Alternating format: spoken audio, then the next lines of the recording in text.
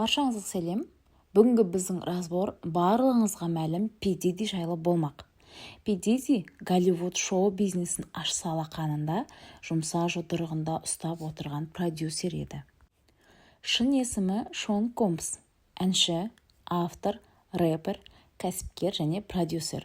Әншілігінен гөрі продюсерлігімен танымал болды.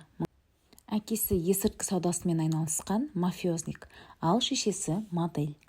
Соңғы бірнеше 10 жылдықта Шон Комбс Голливудтың ең танымал жұлдыздарымен жұмыс істеген. Әңгіме оның қалай жұмыс істеуінде. Есірткі, адам саудасы, балаларды қинау сияқты өте лас тірліктермен айналысқан.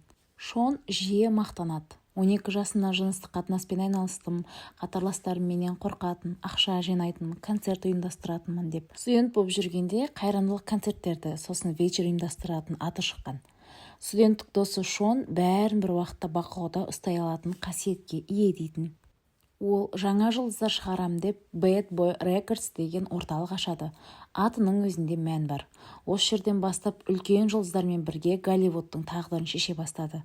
Сахнада кім жүреді, кім жүрмейді, тіпті өмірді кім сүреді, кім сүрмейді деген власть алды өзіне. Ол орталықтан Биги деген әнші шығады. Көп ұзамай кісі қолынан өледі. Сол сияқты Тупак деген рэпер де өледі. Тупактың да Бигидің де өліміне кінәлі Диди деген күмән бар. Тупак мықты ақын болған. Рэптерімен әлемді өзгертуге үлесін қосқысы келген, бірақ қыршын кетті. Дидидің оққағарлары олардың өліміне Диди кінәлі деп айтып жатыр. Ол кезде Диди өзінен кім талантты, кім танымалдылық жағынан асып бара жатса, соны жолдан алып тастап отырған секілді. Диди өзі ән айтқан. 1997 жылы шығарған альбомы ең көп сатылып, Грэмми алады. Осы кезде Джей-Зи сияқты мықтылармен танысады. Хип-хоп пен рэп өнерін жаңа деңгейге шығара алған Пи Дидидің қолында талай адамның қаны бар. Ашер 14 жасында Пи Дидиге келеді. Олар бірге тұрады. Ашер осы кездегі өмірін жабайы өмір деп айтады. Бірақ Ашерді жұлдыз қылды. Үлкен сахнаға жолын ашты. Ал қалай жолын ашты ол үшін Ашер қандай жертваға барды, оны екеуі ғана біледі. Ашердің жабайы өмірін кейін Джастин Бибер қайталады. Джастин де Дидимен бір үйде өмір сүрген. Дидидің не істеген елестету қиын.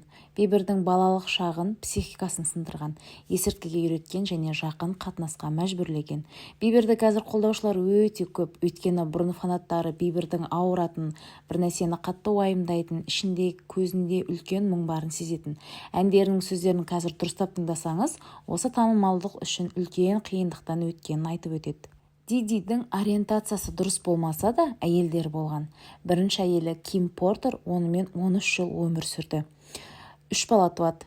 Ким үйінен күйеуінің жас балалармен жыныстық қатынасқа түскен видеоларын тауып алады. Күйеуінен сескенген Ким бұл видеолардың копиясын жасап алады. Сөйтіп аяқ астынан 47 жасында пневмониядан өледі. Әрине Диди кінәлі. Ким қайтыс болған соң оның достары Ким жазып кеткен кітапты шығарады. Ол кітапта 90 жылдардан бергі Дидидің лас тірліктері жазылған. Джастин Бибер мен Дидидің қарым-қатынасы туралы да жазып кеткен осы Ким. Дженнифер Лопес пен Диди бір кездері парочка болды. Олар жайлы ақпараттар әлі мутно. Екеуінің бір қылмыстары да бар. Тоже адам өліміне қатысты. Дидиге қарсы фактілер айтып жүргендердің бірі өлген әйелінен кейін жүрген қызы Кейси. Оны ұрған, тепкен, қинаған. Видеоларда тарады. Кейси 19-да болғанда Диди 37-де болды. Өзге еркектерді жалдап әкеліп, өз сүйіктісі Кейсимен жыныстық қатынасқа түсіп, оны Диди өзі видеоға түсірген. Бұл Кейси жарқырап ән айтып жүрген қыздардың бірі еді. Қазір шоу бизнесі Голливуды құрысын деп тыныш өмір сүруде. Диди Кейсиге $30 миллион берген. Көп ақпаратты жарияламай бақытты өмір сүру үшін.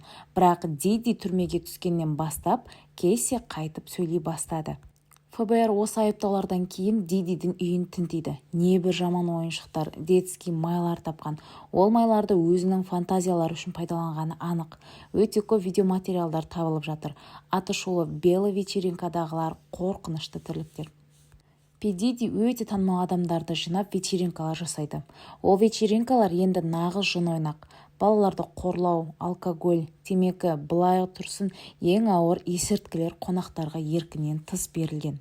Ол вечерде Уилл Смит, Ди Каприо, Бейонс, Джей-Зи, Кардашьяндар, принц Гарри сияқты ірілер барып білгенін істейтін болған.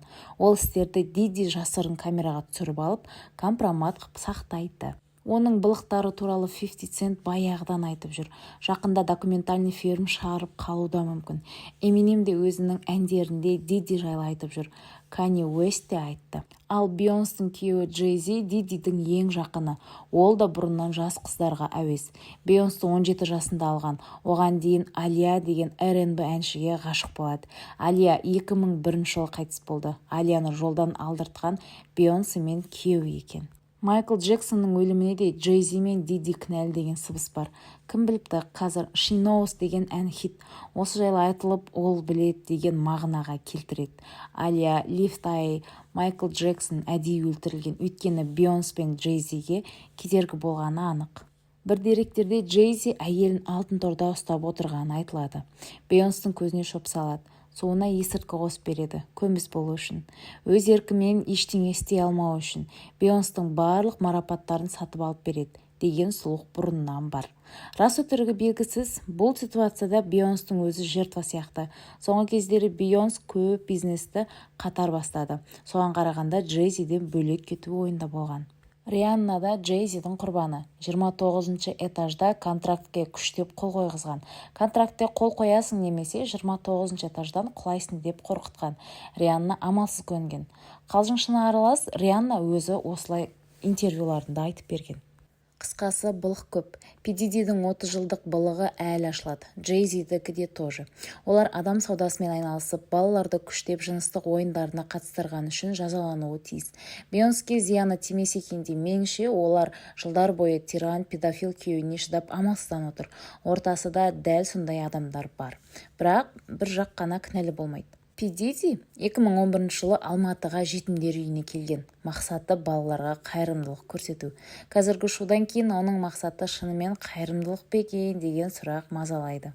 Тіпті Майкл Джексонның қатысы бар дегенге мүлдем сенгім келмейді. Бұл сурет Пидидиді полиция келіп ұстап алып кетер кезде түсірілген. Паркте балалармен демалып отыр екен. Туған балалары әкесінің кінәсі жоқ екеніне толық сенімді. Пидиди қазір түрмеде. Өз-өзіне қол жұмсағысы келген. Онымен іске аспай, строгий режимде қаралуда. Достар, осымен видеоның соңына да келіп жеттік. Видео сіздерге ұнағады деген ойдамын. Каналға тіркеліп, лайк басуды ұмытпаңыздар.